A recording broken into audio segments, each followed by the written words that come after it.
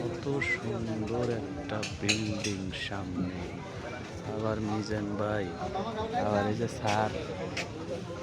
আমরা এখন আছি চট্টগ্রামের কেশরিকায়।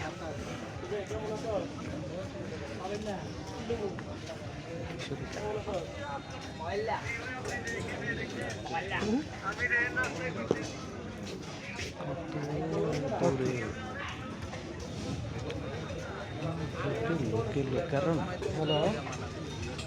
গাড়ির অভাব নাই। বাবা রে বাবা, কই যাইতেছে কেটে কেটে সামনে অনেক দুরন্ত একটা বিল, সেই বিলে খালি পানি আর পানি। ওই যে দূর দূরান্তে বাচ্চারা নৌকাতে ঘুরতেছে।